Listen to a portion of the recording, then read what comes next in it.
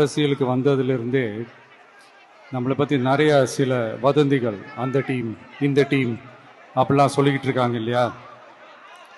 ஆனால் இவர் எந்த டீமும் கிடையாது, மக்களுடைய டீம்,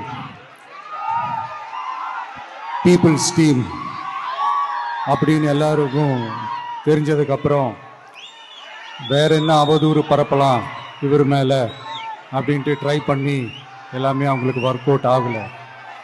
ஸோ கடைசியில் என்னதான் இந்த விஜயை பண்ணலாம் அப்படின்னு நினைக்கும் போது தான் இந்த கூட்டணி அந்த கூட்டணிலாம் சேர போகிறாரு அப்படின்ட்டு ஒரு பொய்யான ஒரு பிரச்சாரத்தை பண்ணிக்கிட்டு இருந்தாங்க.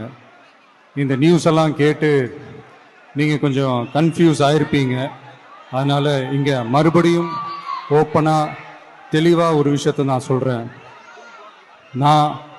நாங்கள் எப்பவுமே மதச்சார்பற்ற கொள்கைன்றதில், அந்த ஸ்டாண்ட்லேயோ, மதச்சார்பற்ற சமூக நீதின்ற அந்த நிலைப்பாட்டிலேயோ எப்பவுமே சமரசம் வச்சுக்கவே மாட்டோம்.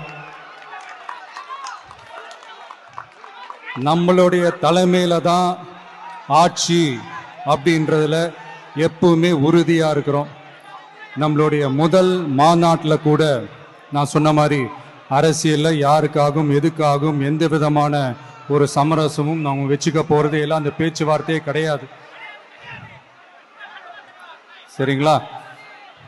அதனால யார் என்ன அவதூறு பரப்புனாலும் தயவு செஞ்சு அதை நம்பாதீங்க. எல்லாம் வல்ல இறைவனின் அருளால் நாம நினைச்ச டார்கெட்டை நம்மளால நிச்சயமா அடைய முடியும். இன்னைக்கு என்னுடைய இஸ்லாமிய சகோதர சகோதரிகளுக்கு என்னுடைய ரமலான் நல்வாழ்த்துக்கள். கான்ஃபிடென்ட்டா இருங்க, நல்லதே நடக்கும், வெற்றி நிச்சயம்.